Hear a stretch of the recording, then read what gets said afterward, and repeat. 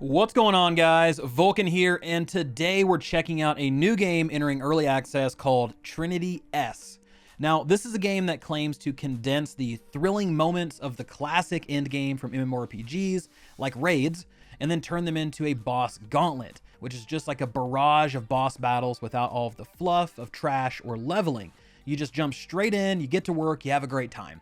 So how does this whole thing kind of play out? Well, not as well as you might think. But before we get into that, I did want to thank Squarespace for sponsoring this video. We'll talk a little bit more about them later, but for now, I did really want to talk about Trinity S and some of the things I really liked, but then some of the chinks in the armor per se. So let's get the overview out of the way before we really kind of pull this game apart and see how it works and what you can expect if you download Trinity S. So Trinity S is an action game at its core. It isn't really an RPG, and we'll get to why this is a little bit later on, but for now, the overall gameplay loop you're going to see is step 1, pick a class. Step 2, press go to enter the boss gauntlet. Step 3, basically fight bosses until you quit. Step 4, rinse and repeat. This is as watered down as I can describe it. This is a very much pick up and play type of game. It doesn't have a lot of supporting systems.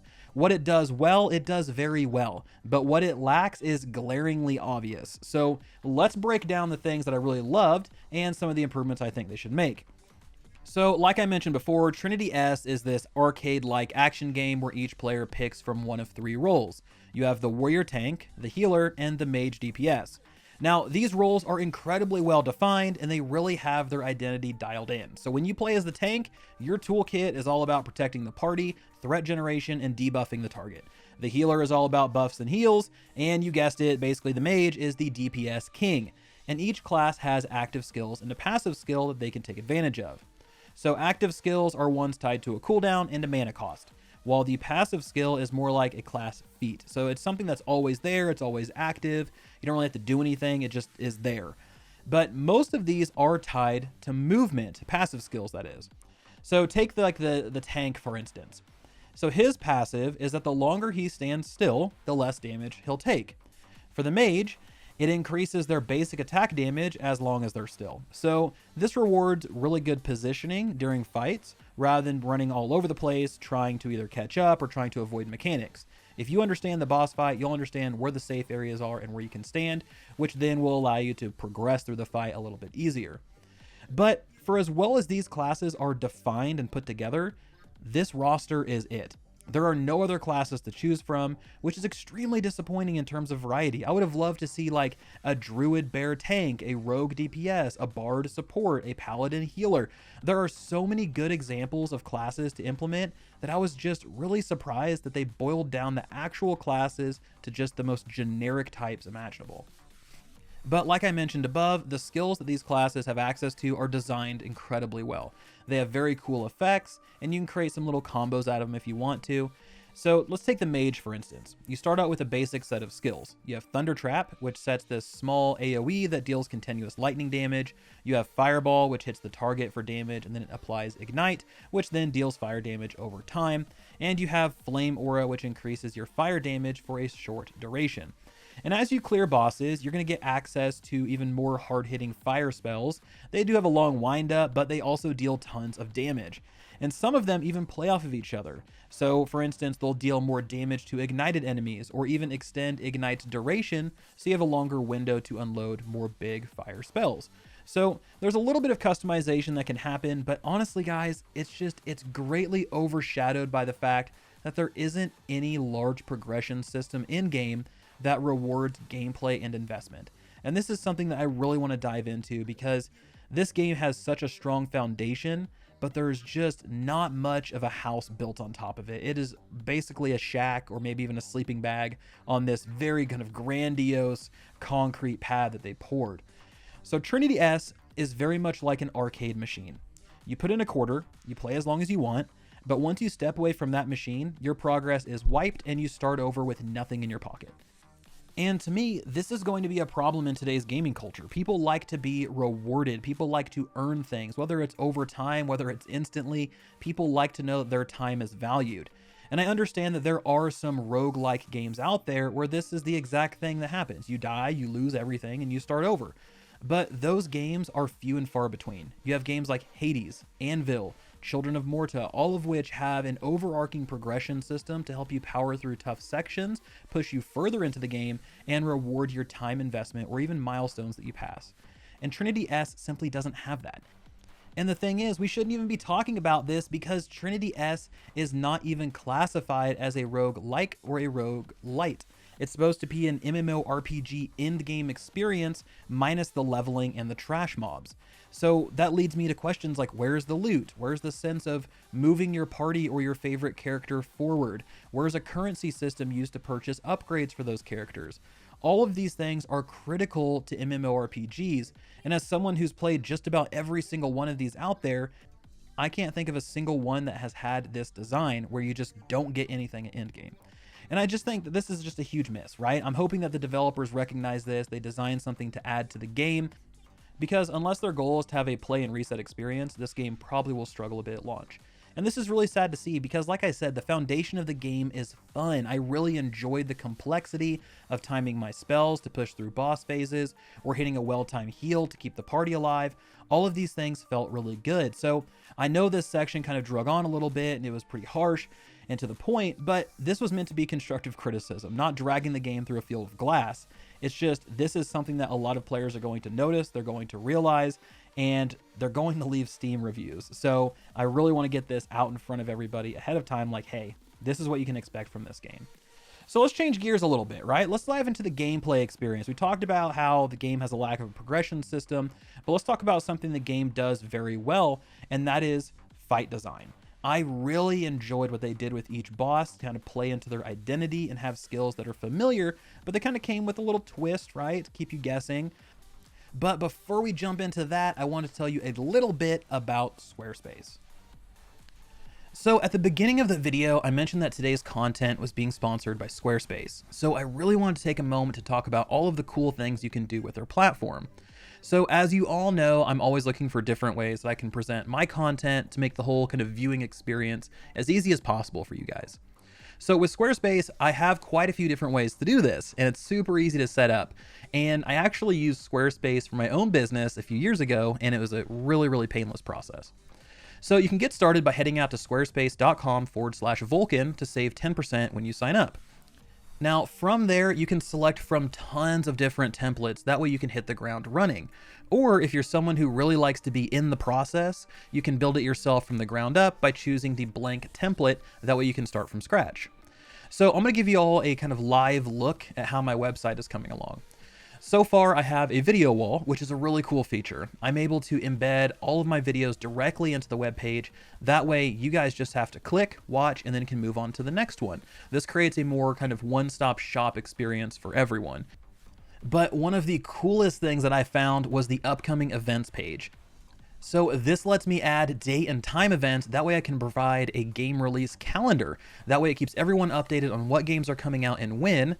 That way you can plan ahead if you want to take any days off. And you also know exactly what I'm covering on the channel ahead of time. Now, lastly, there is a way to sell on-demand videos or classes.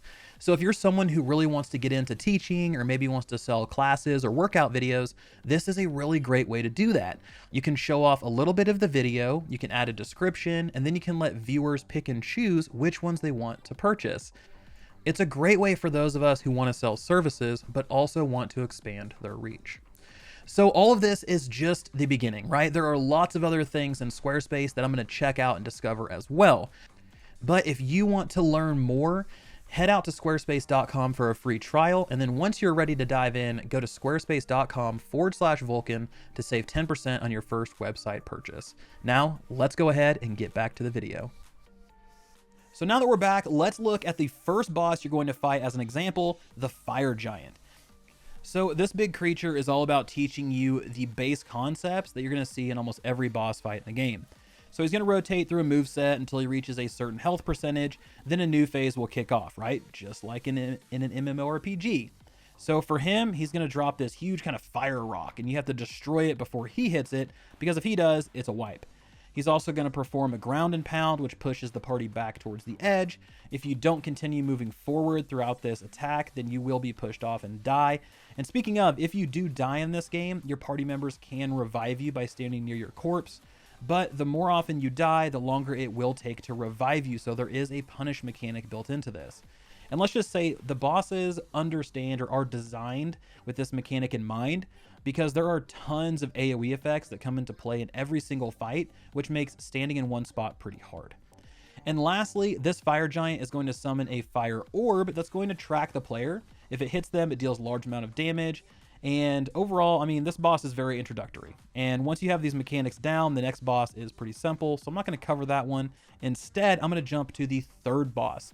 This is where I really kind of appreciated the fight design in the game. So you're fighting this like thunder dragon elk, right? And the reason I skipped to this one is because these mechanics you really have to pay attention to. This encounter requires players to balance a number of energy charges to avoid wiping the party. Periodically, the boss will summon these green balls of energy, and you need to pick them up for skills that the boss is going to use later on. I would highly recommend grabbing 2 of these because it seems to work best for most of the fight if you just have 2 on you most of the time. Now, this boss, guys, has a ton going on. You have blitzing attacks, you have a lot of like crisscrossing AoE, and you just have a lot of things to avoid. But the main wipe mechanics are a stagger shield. So he's going to run to the center, put up a shield. If you do not break him out of that, you will wipe. And the other one are these kind of large green orbs that are slowly going to descend from the top of the screen. Now, these large orbs have a number of smaller orbs rotating inside them. You have to pay attention to these, right? This is where those green energy charges that you picked up at the beginning of the fight come into play. If you have 2 orbs, you can safely eat the attack and avoid wiping the team. If you do not match the number of orbs and eat the attacks, let's say you have 3 and it has 2 in the orb, you're going to instantly die. If no one eats the attack, the entire party wipes. So somebody either is going to survive, die, or the entire party dies. And what makes this even more difficult is that any AoE or attack that the boss uses that hits you outside of a basic attack is going to give you an extra charge. Meaning if you have 2, you get hit by an attack, you now have 3, and you're completely out of sync with the other phases that the boss is in. And this causes tons of issues with that previous mechanic, right? Because if you suddenly have 3, you're either going to die or someone else on your party needs to eat that attack if they have the exact same amount of orbs. And to top all of this off, if that's not hard enough, if you reach 4 charges, you actually get hit by a high damage AoE attack that then clears your charge count. So this whole thing is about balance, risk, and reward. Do you want to push to 4, eat that charge attack that then resets you so you can get 2 charges? Do you want to kind of play and have faith in your party that they're going to have the amount of charges they need in order to not wipe everybody? So you can definitely see how this game would be a total blast with a couple of friends, right? You're figuring out boss fights, you're trying to coordinate, make sure everybody's covering all the different mechanics. They're very like fun and easy to understand, but it's one of those things, right? Easy to understand, but difficult to master, to execute. And this is easily the biggest selling point of the game. But again, it's just overshadowed by the fact that you clear a boss fight, you get a new skill that you then lose later on if you quit, and you move on to the next one. But that's it. It feels lackluster considering how hard some of these boss fights can be. And guys, that's it. That is literally the full game that you have right now. You pick a class, you enter the game, you go from boss to boss until you decide to quit. And the last thing I will say about this is that there isn't a checkpoint system either. So once you stop playing or you want to switch classes, you start all the way over and you get to play each boss again, starting from the Fire Giant onward. So overall, Trinity S, guys, is a game that shows huge amounts of potential. It has all of the bones to be a very fun time to play, like with a couple of friends, but they really need to think through how to reward players to keep them coming back. It's not going to be fun, and you're not going to have players constantly coming back if it's every single time they have to fight the Fire Giant.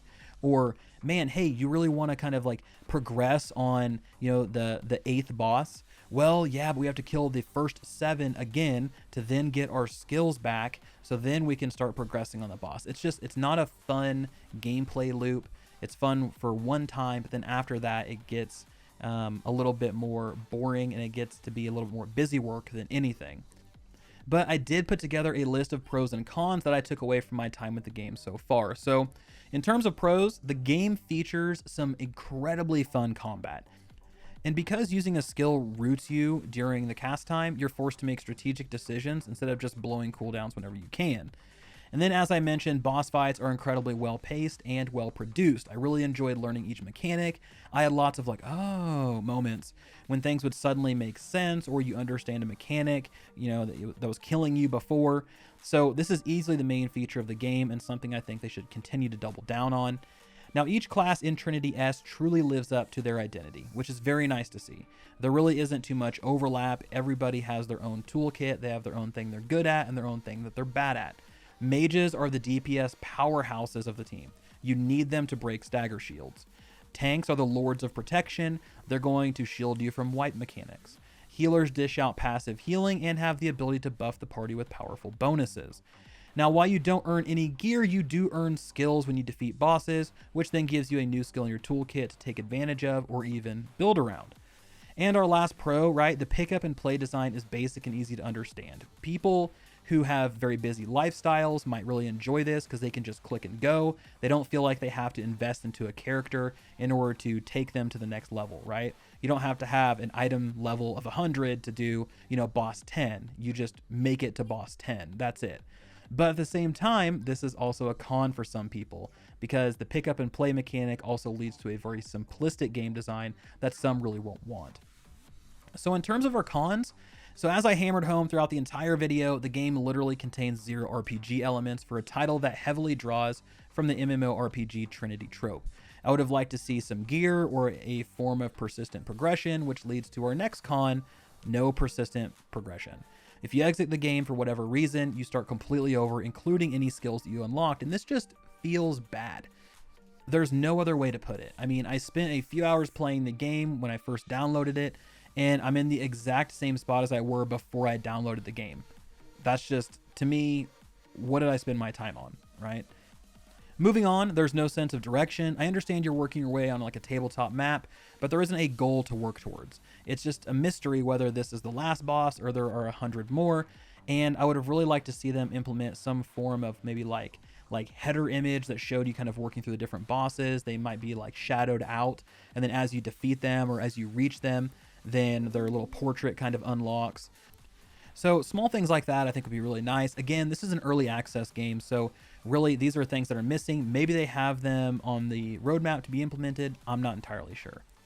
And lastly, as much as I love the classes that they had, I would have liked to see a few more, like a bard, a rogue, a berserker, a ranger, something to help give a little bit more variety while maintaining that Trinity aspect that they've built their game around. Give us a druid tank, a rogue DPS, a paladin healer, just more variety, because it's going to get boring playing the exact same classes every time. A game that did this incredibly well is Blightbound. Blightbound I really liked. There was a bunch of different heroes. They all filled the same roles. There were healers, there were DPS, there were tanks, but they all had different toolkits. So you still filled that same role, but it was just a different way of going about it.